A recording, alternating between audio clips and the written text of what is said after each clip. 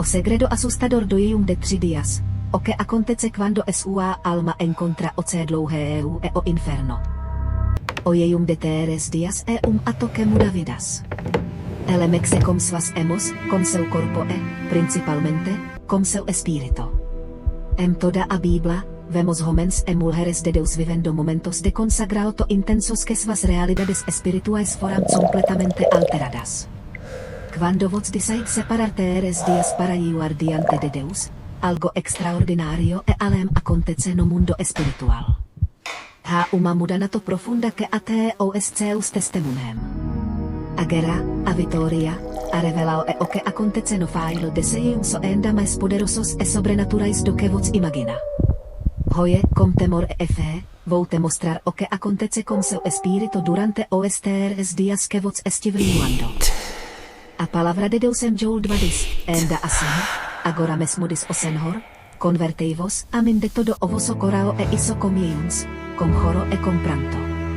Não é apenas ato físico. É a alma clamando, o espírito despertando, o corao rasgando diante de Deus. E quando o corao se rasga, Deus responde.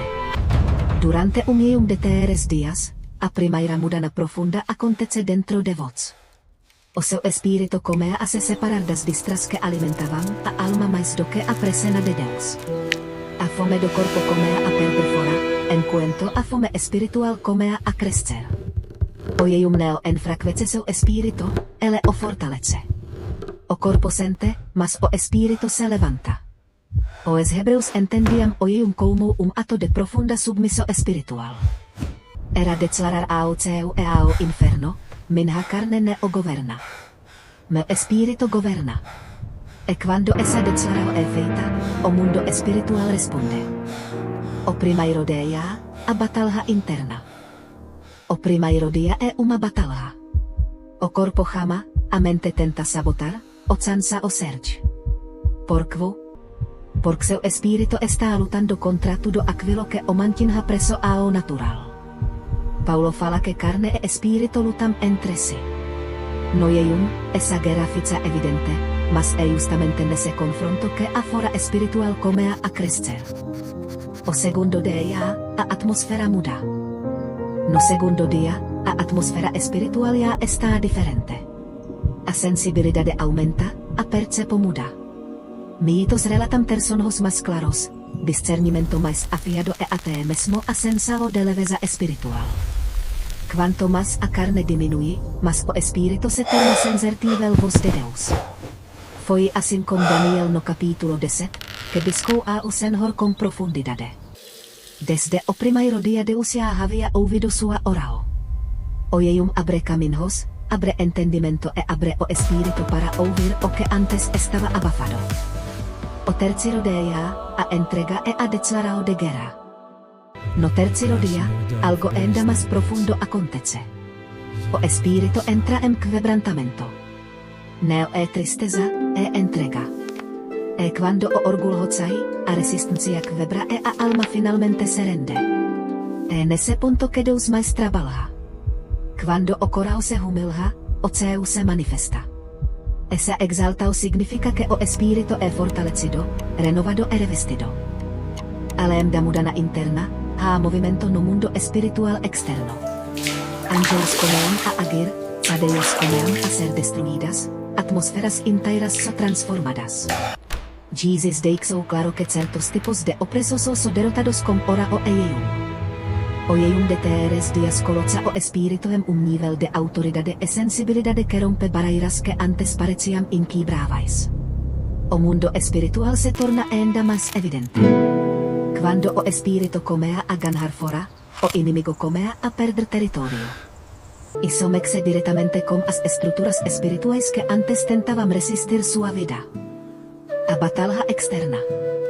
Dia 1, o inimigo tenta gerar distras, confuso mental, pensamentos de desistencia e cansaço exagerado. Sua carne está perdendo fora e seu espírito está se levantando. O inimigo teme uma pessoa espiritualmente desperta.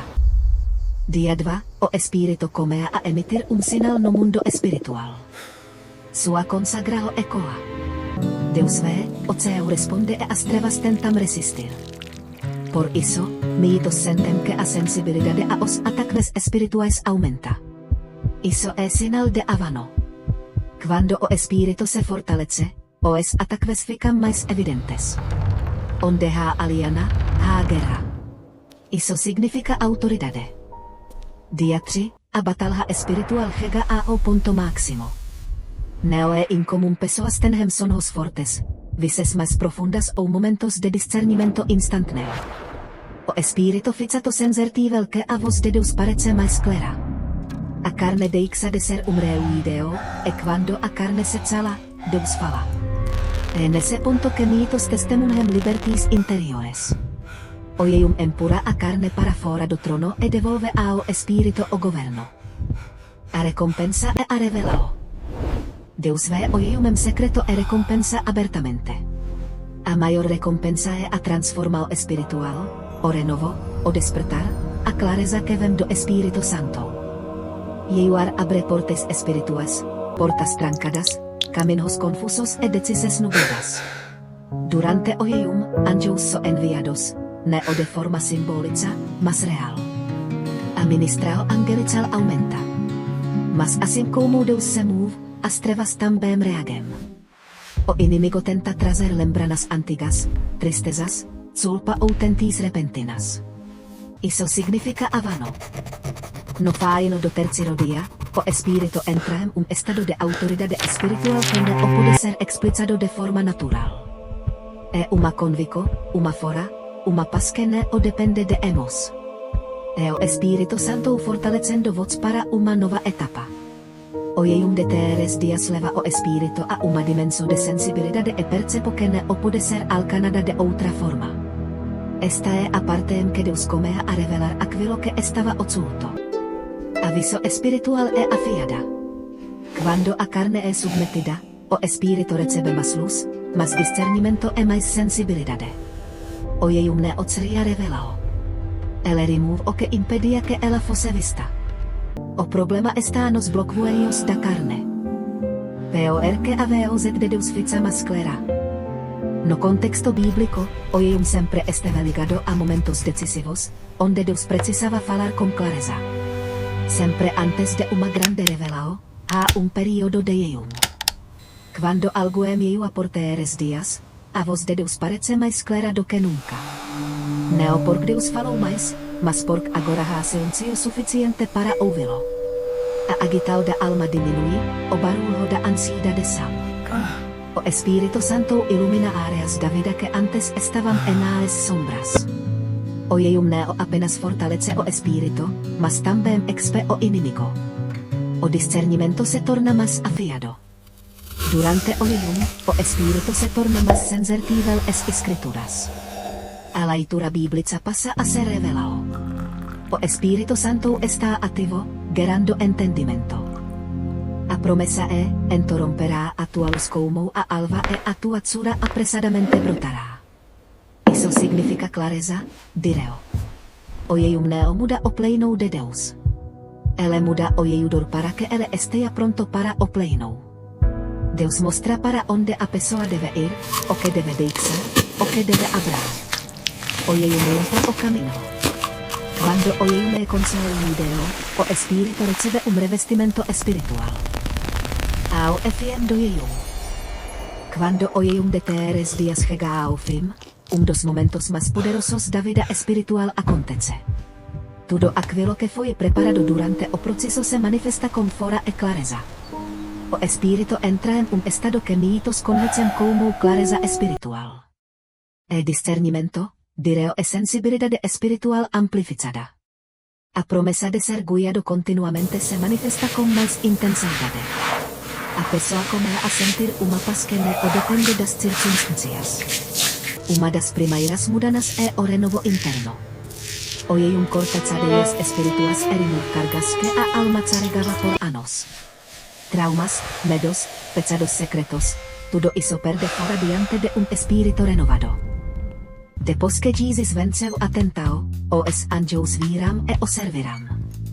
Existe uma ministração espiritual intensa após o jejum.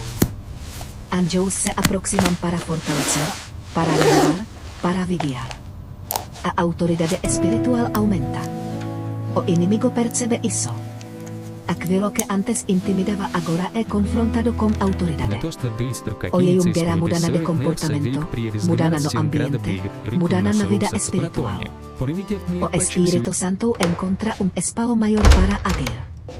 A adorar fica mais viva. O fim do marca o início de uma nova estado espiritual. Quando o Espírito sai fortalecido, Satanás perde terreno.